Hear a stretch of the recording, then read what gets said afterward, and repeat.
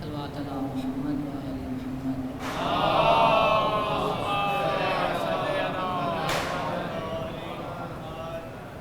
اعوذ باللہ من الشیطان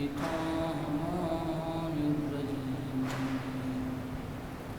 بسم اللہ الرحمن الرحیم، الحمد للہ رب العالمین، والصلاة والسلام والتحیۃ والاکرام العبد المعید الرسول المسدد المصطفى الامجد المحمود الاحمد عنی ابی القاسم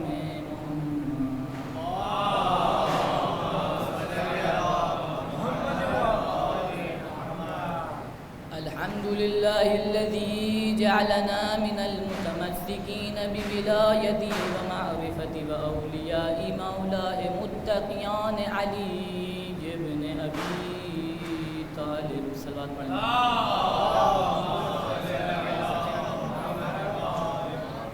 أما بعد، في قرآن المجيد بسم الله الرحمن الرحيم، وهو الذي بعث في الأميين رسولا منهم ويتلو عليهم آياته ويزكيهم ويعلمهم الكتاب والحكمة وإن كانوا من قبل لفي ضلال مبين۔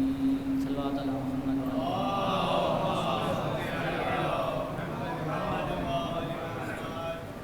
آپ سب کو امام زمانہ کی مبارک ولادت بہت بہت مبارک ہو۔ جس آیت کو سرنامہ کلام بنایا، یہ قرآن کی سورہ جمعہ کی آیت نمبر 2 ہے، جس میں پروردگار یوں فرماتا ہے کہ ہم نے ایک رسول مکے والوں کے لیے منتخب کیا جو انہی میں سے تھے، اور ہم نے اس کو یوں منتخب کیا کہ تاکہ وہ مکے کے لوگوں کو آیتیں سنا سکے اور ان کے نفوس کو پاک کر سکے، اور کیونکہ یہ گناہوں میں گمراہی میں مبتلا ہیں۔ مفسرین کا کہنا یہ ہے کہ یہ پہلی تو یہ ہے آیت کا جو مقصد ہے، جو مفعول ہے، وہ یہ ہے کہ پہلی آیت یہ اشارہ ہو رہا ہے رسول کی طرف، اور بعض مفسرین کا کہنا یہ ہے کہ یہ آیت امام زمانہ کے لیے ہے کہ جب وہ آئیں گے تو ہمارے نفوس کو پاک کریں گے، تو کیوں نہ یہ کام میں پہلے سے ہی کر کے رکھوں کہ اپنے نفوس کو امام زمانہ کے لیے تیار کر کے رکھوں۔ کتاب وظائف الشیعہ جو کہ امام زمانہ کی منتظرین کی ذمہ داریوں کے حوالے سے ہے، بڑی بہترین کتاب ہے۔ اس میں سب سے پہلے ہی امام کے منتظرین کی 80 ذمہ داریاں ہیں، 80 ذمہ داریاں، جس میں سے اگر ایک کی بھی تشریح کی جائے تو سالوں لگ جائیں، اس طرح کی نشانیاں۔ تو زانی گرامی، اس میں سے کچھ میں آپ کے سامنے تھوڑی سی تفسیر بالکل پیش کروں گا جو میں نے سمجھی ہے۔ ان میں سے سب سے پہلی نشانی جو لکھی ہوئی، اس میں سب سے پہلی نشانی امام کو پہچاننا، جو کہ مشتمل ہے صرف امام کو پہچاننا نہیں ہے۔ آج ہم امام کو کتنا جانتے ہیں؟ امام کا نام، امام کے القاب، امام کا جو غیبت صغریٰ تھی اس کا عرصہ، امام کے نائبین، غیبت کبریٰ کب سے ہے۔ آپ ذرا اس پہ نظر کریں کہ جو امام کے دشمن تھے یزید، ہم اس کے بارے میں کتنا جانتے ہیں؟ امام کے دشمن کے بارے میں جاننا ضروری ہے نا کہ کہاں سے تعلق رکھتے تھے، خاندان، والد والدہ، کیا ظلم کیے، کب ظلم کیے۔ تو جو بات میں امام کے دشمن کے بارے میں جانتا ہوں اور صرف وہی بات امام کے بارے میں جانتا ہوں، مطلب فرق تو ہونا چاہیے نا، ایک معرفت امام کی الگ ہونی چاہیے کہ وہ امام ہیں، مجھے پتہ ہونا چاہیے امام کی خصوصیات کیا ہیں، مجھے پتہ ہونا چاہیے کہ امام مجھ سے چاہتے کیا ہیں۔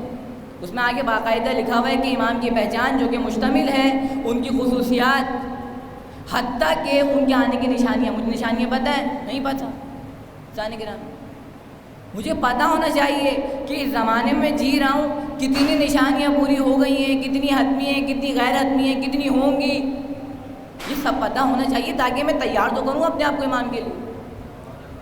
مگر ہم کبھی کیلنڈر دیکھتے ہی نہیں ہیں، کبھی کچھ دیکھتے نہیں۔ جانے کے 1100 سال ہو گئے ہمارے امام کو غائب ہو گئے، مجھے کوئی ٹینشن نہیں ہے، مجھے کوئی فکر نہیں ہے، کوئی غم نہیں ہے، امام غائب ہیں، میں اپنی زندگی جی رہا ہوں۔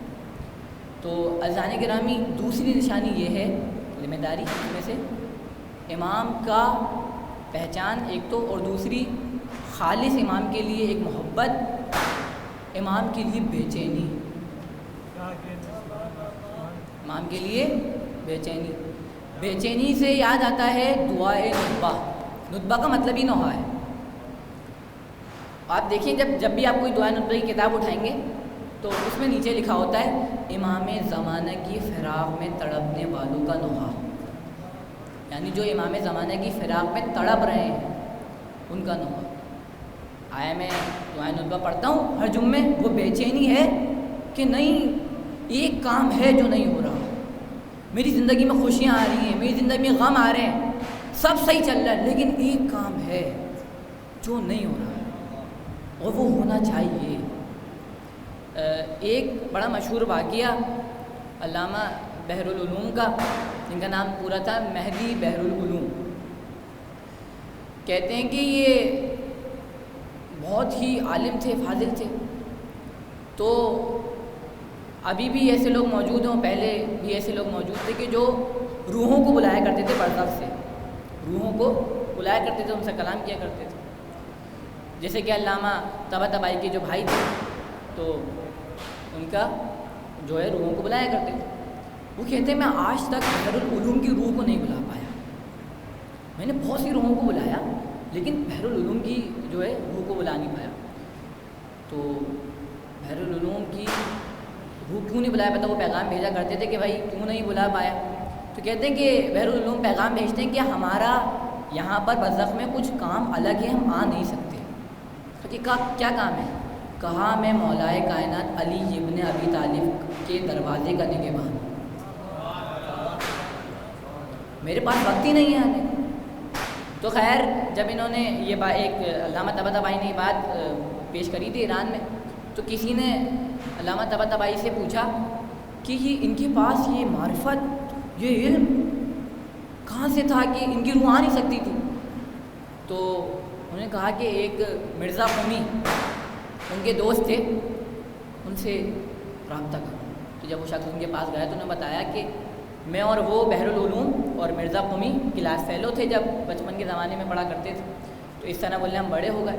بولے ایک دفعہ ایسا ہوا کہ ہمارا نجف جانا ہوا، ہم دونوں ساتھ اور بہت سے طلباء ہمارے ساتھ نجف گئے۔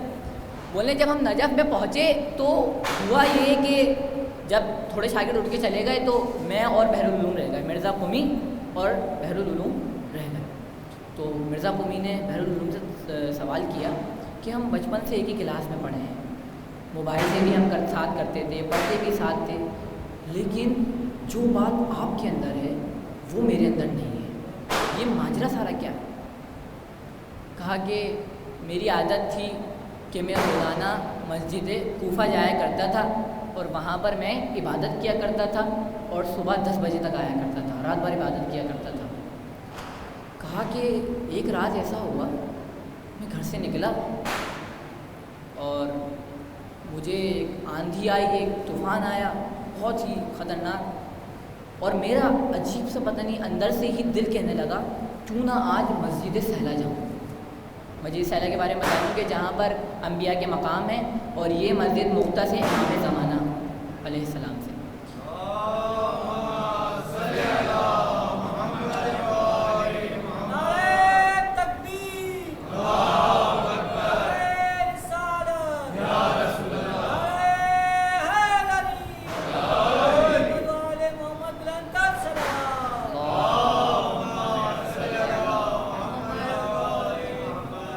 کہتے ہیں کہ اچانک سے میرا دل کہنے لگا کیوں نہ آج مسجد سہلا جاؤں۔ کہا کہ نہیں، میں روزانہ مسجد کوفہ جاتا ہوں، وہیں میں عبادت کرتا ہوں، میں وہیں جاؤں گا۔ لیکن کہتے ہیں کہ آندھی اور طوفان نے مجھے مسجد سہلا کی طرف موڑ دیا، بالآخر میں مسجد سیلا پہنچا، میں نے عبادت کرنا شروع کری. میں نے تھوڑی دیر بعد دیکھا کہ مقام امام زمانہ پہ ایک شخص بیٹھا قرآن کی تلاوت کر رہا ہے، اور کہتے ہیں کہ ایسی تلاوت کر رہا تھا کہ آج تک میں نے ایسی تلاوت سنی نہیں تھی. بولنے کہ میں اس کی تلاوت سن کے اس کی طرف راغب ہونے لگا. بولے میں نے اپنی عبادت چھوڑ دی اور پھر میں اس کی طرف راغب ہونے لگا. میں اس کے پاس گیا، بولنے ایک انجان شخص سے اور آواز آ رہی ہے، اے مہدی بحر العلوم ہمارے پاس آؤ. یہ کون تھے؟ یہ زمانے کے امام تھے. مہدی بحر العلوم کو بلایا، وہ اور پاس آئے. اب تاریخ تھی، رات تھی، تھوڑا ڈر بھی تھا دل میں کہ پتہ نہیں کون ہے، نام بھی جانتا ہے. کہا کہ مہدی اور پاس آؤ. وہ اور پاس آئے. پھر امام نے فرمایا کہ ادب کا تقاضا تو یہ ہے کہ جب ایک بار بلائے تو آ جا. خیر جب وہ امام کے پاس گئے، کہتے ہیں کہ امام نے مجھے سینے سے لگایا، سینے سے سینے میں علم دیا. بولتے ہیں کہ یہ سب اسی دین کا نتیجہ ہے. درود پڑھیے محمد علیہ محمد.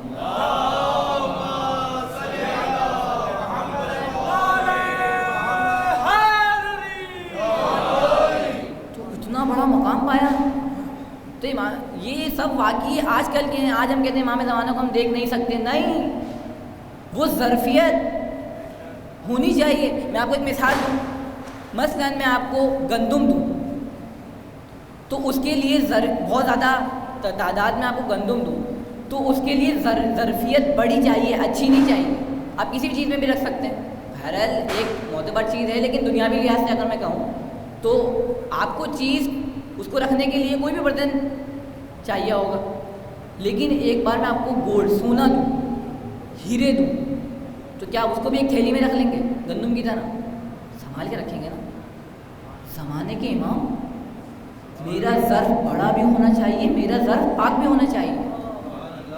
کہ ایک عالم نے کیا وہ خوبصورت بات کہی تھی کہ یہ معصومین ایک سافٹ ویئر ہے اور میں ایک ڈیوائس ہوں.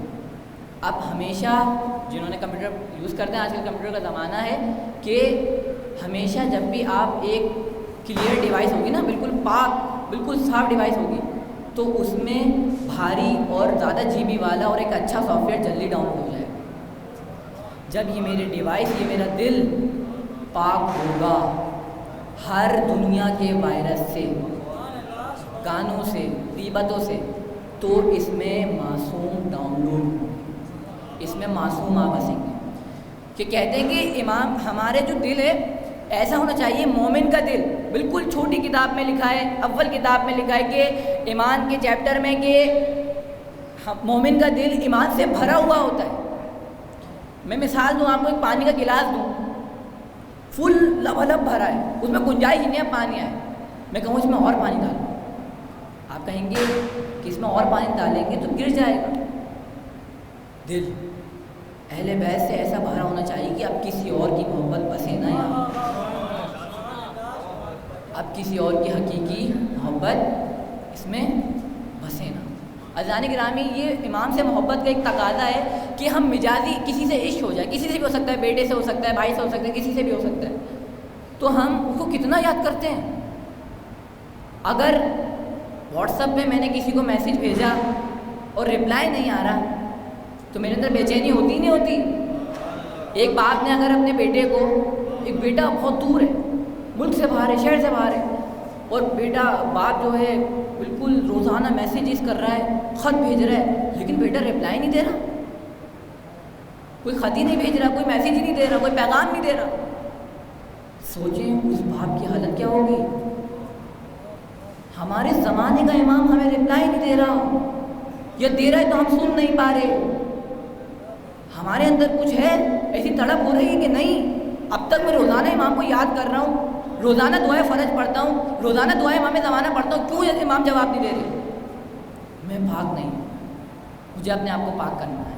یہ ظرفیت پاک کرنی ہے. آیت کا ٹکڑا یاد رکھیے گا، نفوس کو پاک کرنے آیا ہے ہمارے. تو عزیزان گرامی، یہ بڑا مین معاملہ ہے کہ منتظرین امام زمانہ ہمیں کیسے بنے، ہم کس طرح سے امام زمانہ کے منتظر بن جائیں. کہ امام، اچھا ایک اور نشانی یہ ہے کہ امام کی نصرت کے لیے ہمہ وقت تیار رہو. ابھی امام آ جائیں, میں محفل میں بیٹھے ہیں, اس طرح محفل میں بیٹھے ہیں, میرے پاس امام آئے, چلو بھائی آن حیدر تمہیں چلو میری نصرت کے لیے چلنا ہے. کیا میرے اعمال ایسے ہیں؟ دودھ بڑھیا محمد والے محمد پر.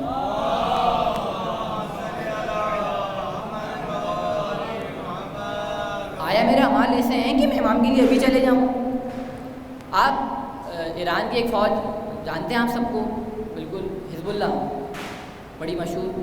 تو کہتے ہیں کہ اس میں جب آپ فارم فل کرنے آئیں گے اس کا, فوج کا داخل ہونے کے لیے, تو سب سے پہلی شرط یہ ہے کہ نماز شب قضا نہ ہوتی ہو آپ کی.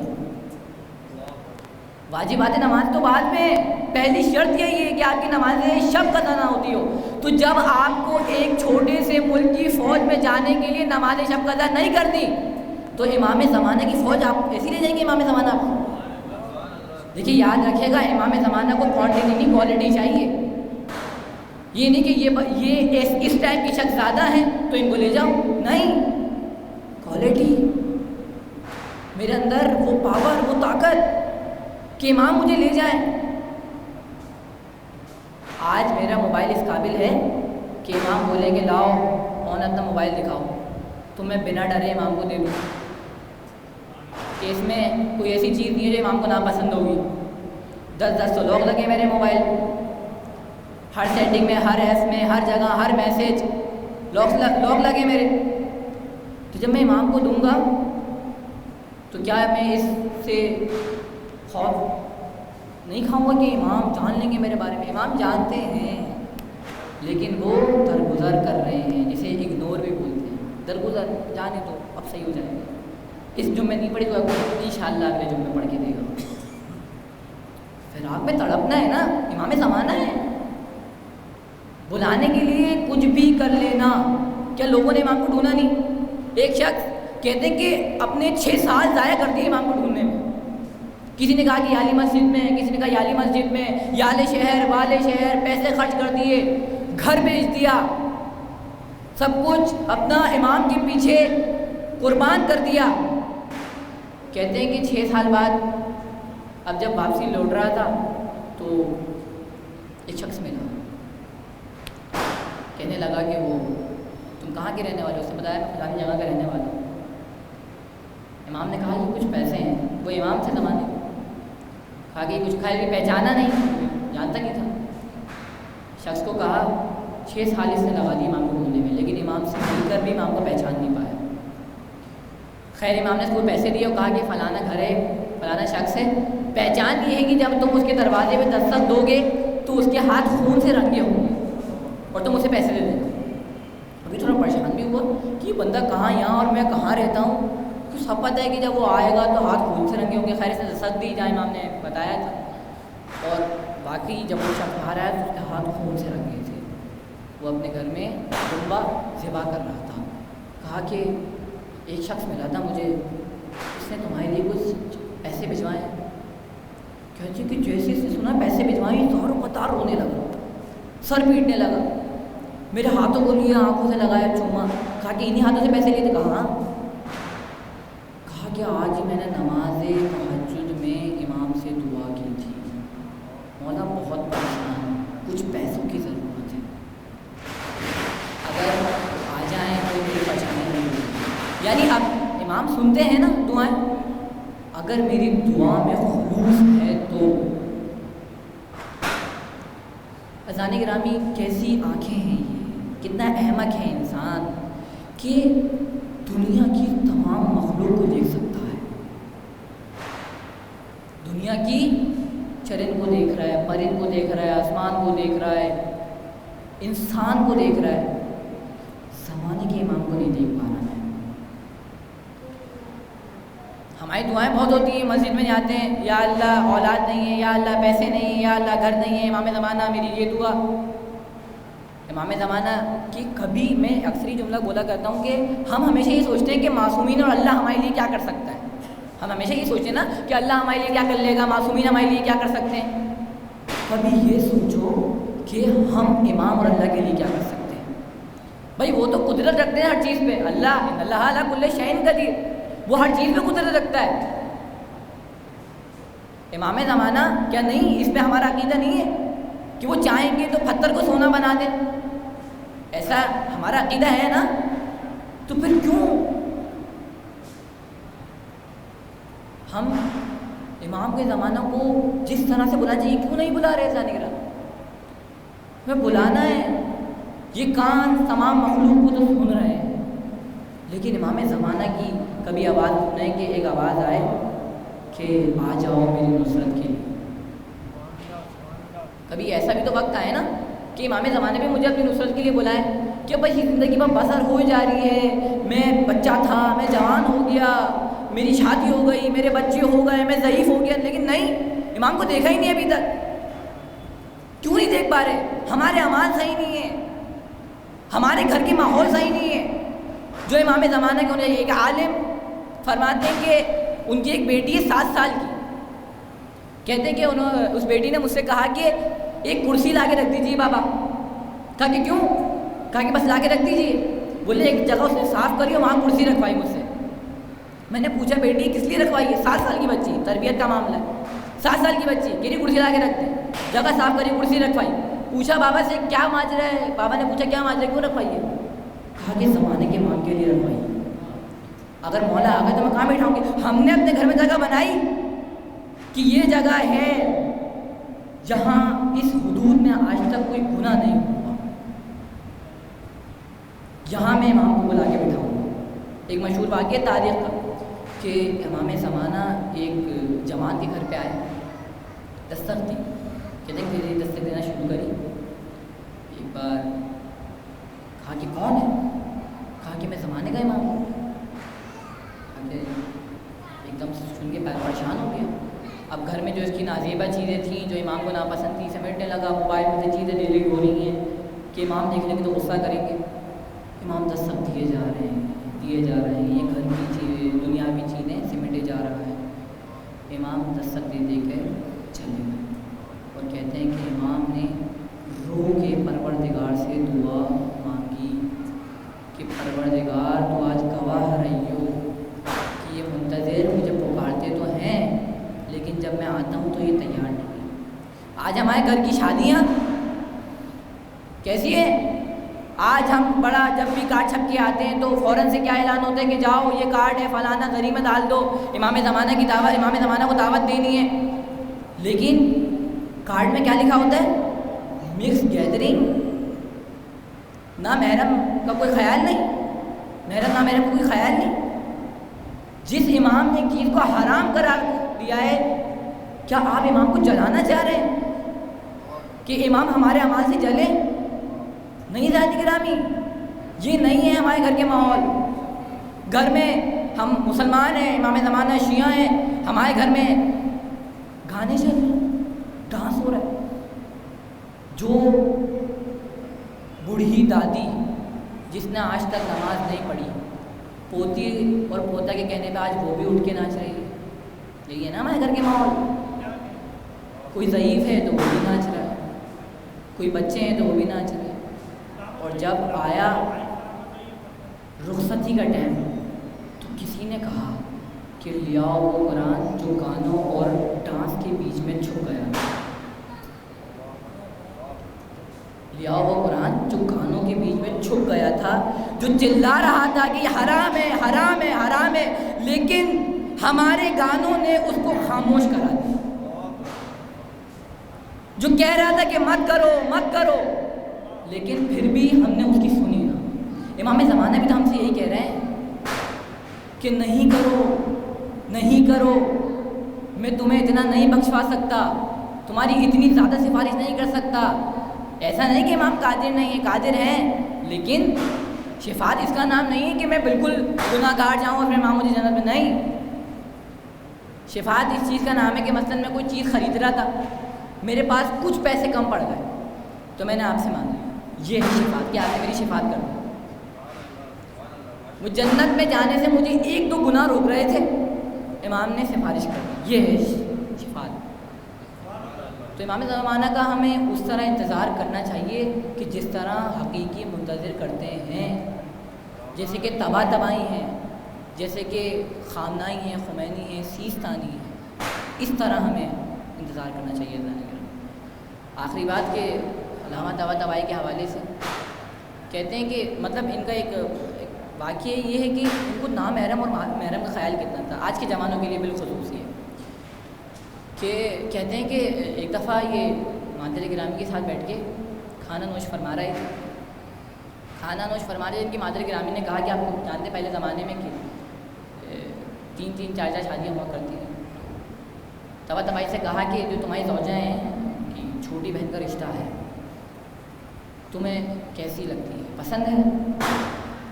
تو کہا کہ میں نے آج تک دیکھا ہی نہیں ہوں. طباطبائی نے کہا تو ان کی مادر گرامی نے کہا 18 سال سے ایک ہی دسترخوان پہ کھانا کھا رہے ہو, آج تک دیکھا نہیں؟ 18 سال سے ایک ہی ساتھ کھانا کھاتے ہوئے نہیں دیکھا.